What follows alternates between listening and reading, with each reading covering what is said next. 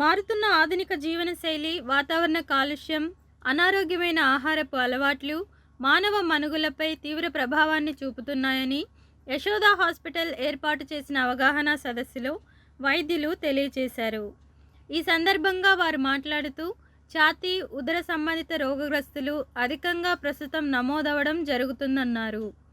అంతేకాకుండా ఊపిరితిత్తులు, ఛాతీ, కాలేయం, జీర్ణాశయం తదితర అవయవాల పనితీరు దెబ్బతిని చాలామంది ప్రాణాల మీదికి తెచ్చుకుంటున్నారని ఆవేదన వ్యక్తం చేశారు. అయితే వ్యాధి ప్రాథమిక దశలోనే గుర్తించి సంపూర్ణ వైద్యం ద్వారా వారిని ఆరోగ్యవంతులుగా తీర్చిదిద్దే బాధ్యత యశోద హాస్పిటల్ తీసుకుంటుందని చెప్పడానికి గర్వపడుతున్నామన్నారు. యశోద హాస్పిటల్లో రోబోటిక్ సర్జరీల ద్వారా అతి చిన్న కోతలతోనే అత్యంత క్లిష్టమైన శస్త్రచికిత్సలు విజయవంతంగా నిర్వహించడం జరుగుతుందని, దీనివల్ల తక్కువ సమయంలో రోగులు కోలుకునే శాతం ఎక్కువగా ఉంటుందని అన్నారు. ఈ అవగాహన కార్యక్రమంలో ఆంధ్రప్రదేశ్ మార్కెటింగ్ విభాగాధిపతి వీరంకి వెంకటేశ్వరరావు, గుంటూరు ప్రాంత అసిస్టెంట్ మార్కెటింగ్ మేనేజర్ తిమోతి తదితర బృందం పాల్గొన్నారు. మీడియా మిత్రులందరికీ స్వాగతం. నా పేరు వీరంకి వెంకటేశ్వరరావు. నేను AGM marketing Yashoda hospitals Hyderabad తరఫున ఆంధ్రప్రదేశ్ స్టేట్ హెడ్గా పనిచేస్తున్నాను. ఈరోజు మీ అందరినీ ఇక్కడికి ఆహ్వానించడానికి ముఖ్య ఉద్దేశం ఏంటంటే, ఈరోజు మనతో ఉన్నారు డాక్టర్ అనిల్ కుమార్ మన్నవ. ఈయన senior consultant medical gastro enterologist, Secunderabad Yashoda hospital నుంచి ఇక్కడికి రావడం జరిగింది. యాక్చువల్గా సార్ని ఇక్కడికి ఆహ్వానించడానికి ముఖ్య ఉద్దేశం ఏంటంటే, మన గుంటూరు పరిసర ప్రాంతాల్లో ఉన్నటువంటి ప్రజలకు ఈ గ్యాస్ట్రో రిలేటెడ్ ప్రాబ్లమ్స్ గురించి, వాటి మీద ఆ రోగ నిర్ధారణకు సంబంధించినటువంటి సలహాలు, అసలు గ్యాస్ట్రో రిలేటెడ్ ప్రాబ్లమ్స్ అంటే ఏంటి, ఎటువంటి వ్యాధులు ప్రజలు ఎటువంటి వ్యాధులతో గ్యాస్ట్రో రిలేటెడ్ ప్రాబ్లమ్స్తో బాధపడుతున్నారు, వాటికి పూర్వం చికిత్సా విధానాలు ఎలా ఉండేవి, ప్రస్తుతం చికిత్సా విధానాలు ఏ విధంగా ఉన్నాయి అనేటువంటి విషయాలను, ఆయన విలువైన సలహాలను మనతో పాల్పంచుకోవడానికి ఇక్కడికి రావడం జరిగింది. డాక్టర్ గారు, ప్లీజ్. మీడియా మిత్రులందరికీ స్వాగతం నా తరపున మరియు యశోద హాస్పిటల్ తరపు నుంచి. నేను doctor Anil Kumar Mannava, consultant medical gastroenterologist. గత 6 ఏళ్ళుగా నేను యశోద సికింద్రాబాద్లో కన్సల్టెంట్గా పనిచేస్తున్నాను. సో ఇప్పుడు మెడికల్ గ్యాస్ట్రో మరియు అడ్వాన్స్డ్ థెరపెటిక్ ఎండోస్కోపీ అనేది గడిచిన కొన్ని సంవత్సరాలుగా చాలా అభివృద్ధి చెందింది. ఎంతగా అంటే కొన్ని ప్రొసీజర్స్ ఇప్పుడు సర్జరీ అవసరం లేకుండా ఎండోస్కోపీ ద్వారా మనం ట్రీట్మెంట్ ఇవ్వగలుగుతున్నాము. ఎండోస్కోపీ ద్వారా ట్రీట్మెంట్ చేయడం వల్ల, సర్జికల్ కోత లేకపోవడం వల్ల రోగికి ఇంప్రూవ్మెంట్ అనేది త్వరగా ఉంటుంది, మార్బిడిటీ తక్కువగా ఉంటుంది, అండ్ ఆర్గాన్ ప్రిజర్వేషన్ చేయడానికి వీలు ఉంటుంది. సో ఎండోస్కోపిక్ డెవలప్మెంట్ ఏ విషయాల్లో జరిగింది అంటే, అడ్వాన్స్డ్ ఎండోస్కోపిక్ అల్ట్రాసౌండ్ ఒకటి, కొలాంజియోస్కోపీ ఒకటి, థర్డ్ స్పేస్ ఎండోస్కోపీ మరియు bariatric endoscopy and enteroscopy. So వీటి గురించి తెలుసుకుందాం. ఎండోస్కోపిక్ అల్ట్రాసౌండ్ అంటే, అల్ట్రాసౌండ్ అందరూ వినే ఉంటారు, మనం స్కానింగ్ రెగ్యులర్గా చేయించుకుంటాం. ఎండోస్కోపిక్ అల్ట్రాసౌండ్లో అల్ట్రాసౌండ్ ప్రోబ్ ఎండోస్కోప్కి అటాచ్ చేయడం వల్ల ఎండోస్కోప్ చేస్తున్నప్పుడు లోపల ఉన్న అవయవాలని మనం స్కానింగ్ చేస్తాము. సో అప్పుడు ఏమన్నా మనకి డౌట్ఫుల్ కణతులు లాంటివి ఉంటే అప్పటికప్పుడు బయాప్సీ చేయొచ్చు. లోపల చీము లాంటివి ఏమన్నా ఉంటే ఎండోస్కోపిక్ అల్ట్రాసౌండ్ ద్వారా ప్యాంక్రియాస్ సిస్టుల్ని వాటిని డ్రైన్ చేయొచ్చు. అండ్ కొన్నిసార్లు అబ్స్ట్రక్టివ్ జాండీస్ అంటాం, అంటే ట్యూమర్స్ వల్ల పేషెంట్కి జాండీస్ వస్తుంది, వాళ్ళకి ఎండోస్కోపిక్ అల్ట్రాసౌండ్ ద్వారా స్టెంట్ వేయడానికి అవుతుంది. అలాగే పేగు లోపల ఏమైనా క్యాన్సర్ ఉండి పేగు బ్లాక్ అయితే రోగి తినలేరు, రికరెంట్గా వామిటింగ్ అవుతుంది, వాళ్ళకి ఈ ఎండోస్కోపిక్ అల్ట్రాసౌండ్ ద్వారా స్టెంట్ వేసి మనం ఆ పాత్ని రీస్టోర్ చేయటం వల్ల ఫుడ్ అనేది నార్మల్గా తీసుకోగలరు. ఇంకా సెకండ్ కొలాంజియోస్కోపీ అంటే ఈఆర్సిపి అనేది అందరూ వినే ఉంటారు. మన గాల్ బ్లాడర్ నుంచి చేదు దారి బైల్ డక్ట్ అంటాం, ఆ బైల్ డక్ట్లో స్టోన్స్ ఉంటే ఈఆర్సిపి ద్వారా స్టోన్స్ని రిమూవ్ చేస్తాము.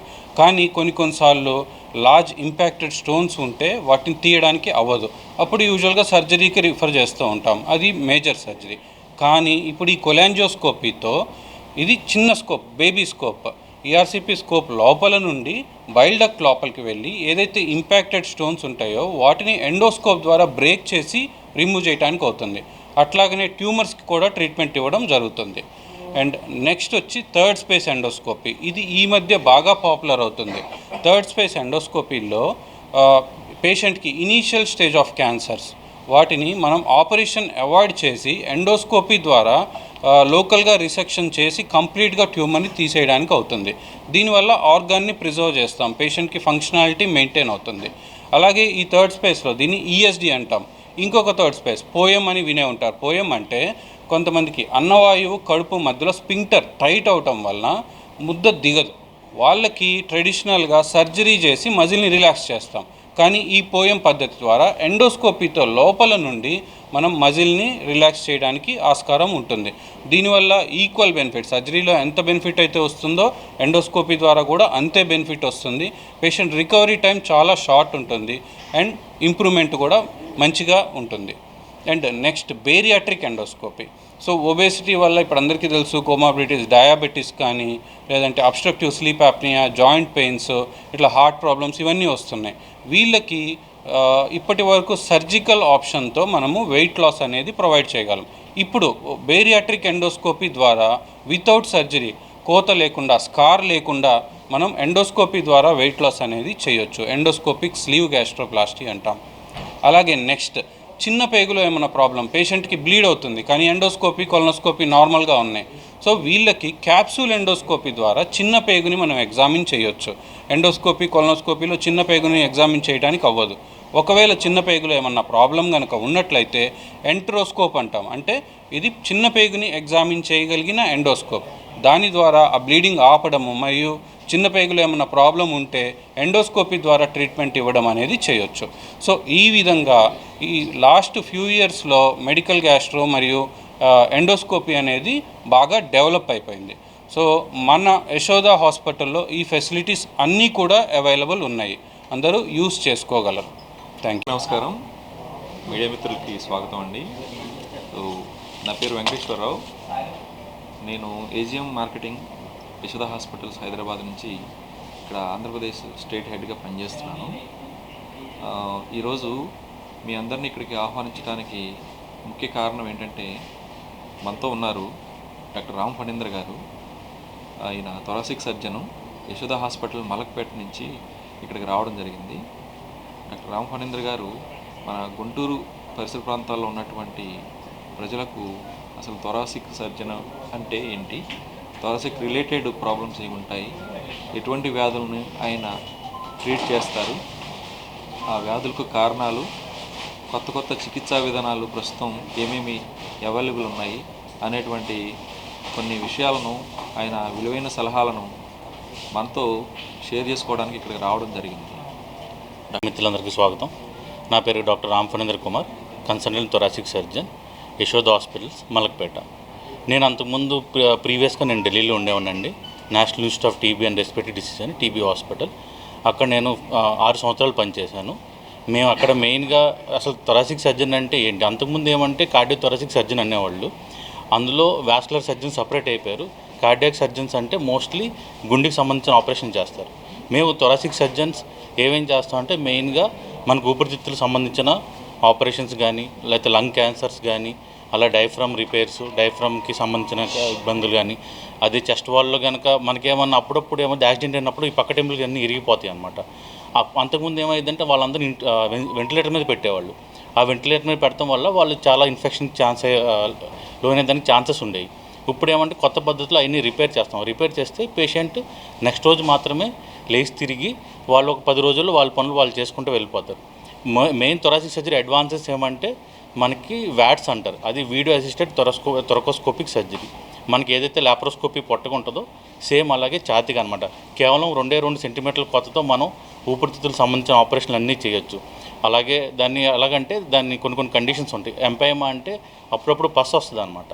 ఆ పస్సుని తీస్తాం కానీ, లేదా అప్పుడప్పుడు ఏమంటే ఈ టీబీ ఎక్కువ మందిలో టీబీ ఉంటుంది. టీబీ ఏమవుద్దంటే మందులు అయిపోయిన తర్వాత కొంతమంది టీబీలు అలా ఉండిపోయి వాళ్ళకి అలాగే నోట్లోంచి రక్తం వస్తాం కానీ, లేకపోతే దగ్గు ఎక్కువ వస్తాం కానీ, నోట్లోంచి పస్సు వస్తాం కానీ అవుతూ ఉంటుంది అనమాట.